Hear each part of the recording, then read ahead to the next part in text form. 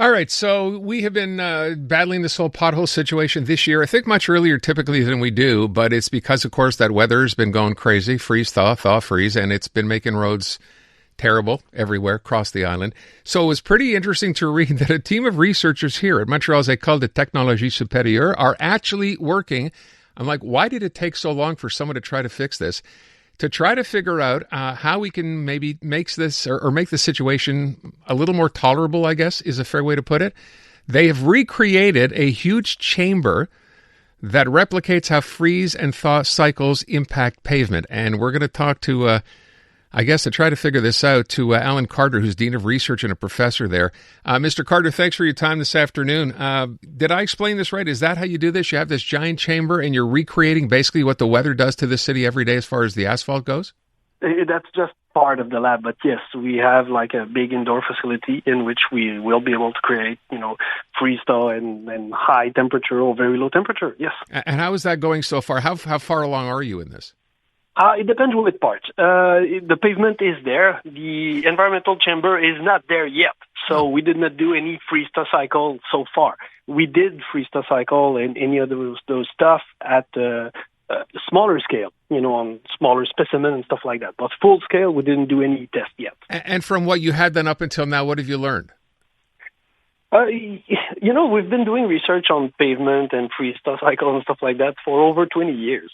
So we know a little bit about it. In fact, we know quite a lot. Every material that we use, every material that we choose does have an impact.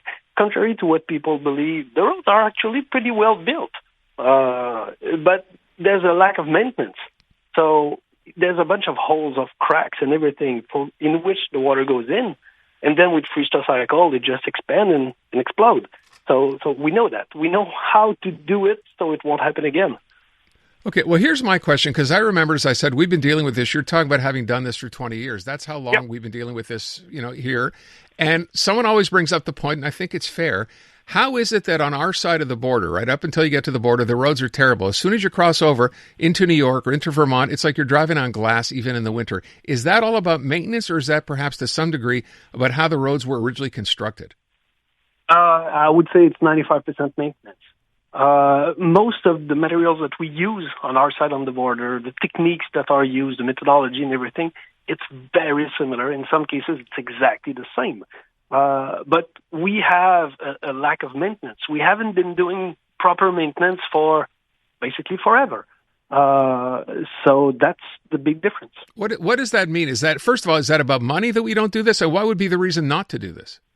Mostly money, but not only. It's very difficult to convince people to actually pay to do some kind of process, maintenance, crack sealing or anything, on something that doesn't look broken. The pavement looks new, and you're actually trying to repair it or to maintain it instead of repairing a road that is in very bad shape, a lot of potholes and everything.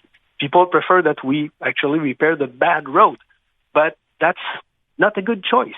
We should put the money on the roads that are still good to maintain them longer.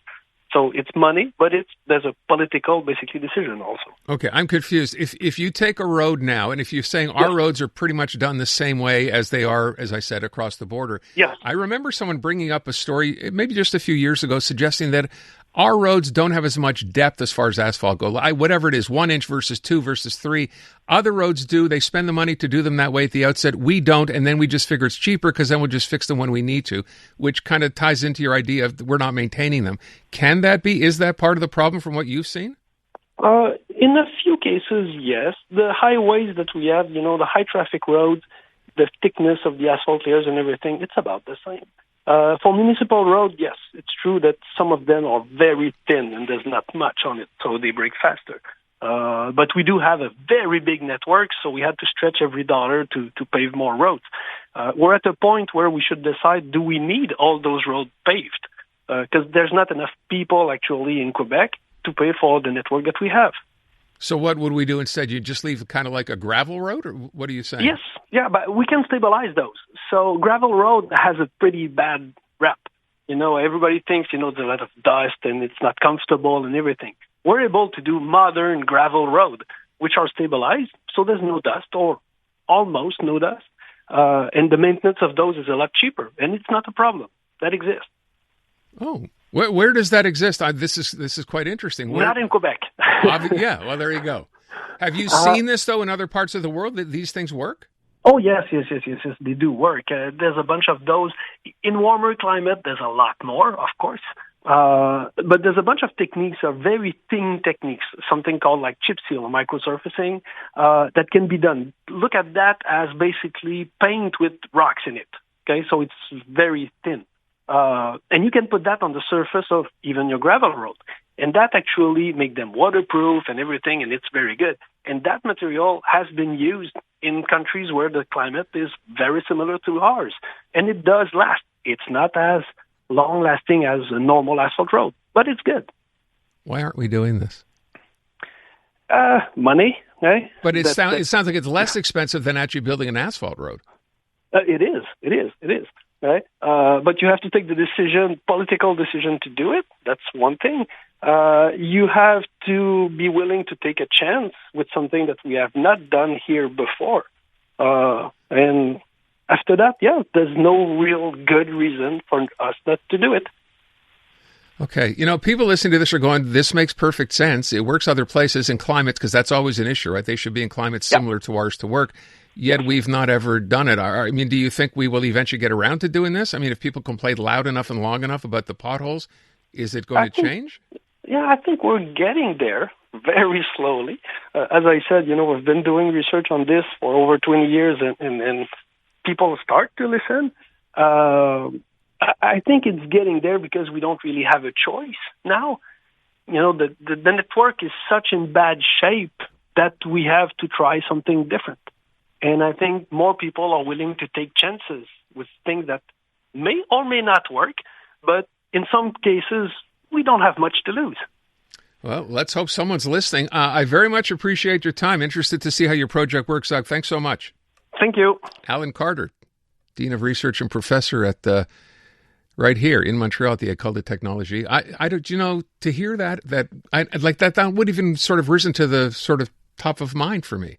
Gravel roads. No, we do asphalt. That's why we don't need gravel roads. But he's suggesting that might be the way to go. Maybe that is the way to go. Sounds to me like it could work. I'm Dylan Playfair. And I'm Tyler Smith. We're putting loneliness in the penalty box by talking to some of our favorite athletes about the importance of friendship. This is Bromance. Bromance is brought to you by Charm Diamond Centers, proudly Canadian-owned and operated. Charm has been part of your love stories and bromances for over 50 years. And you can find Bromance on the iHeartRadio network or wherever you get your podcasts.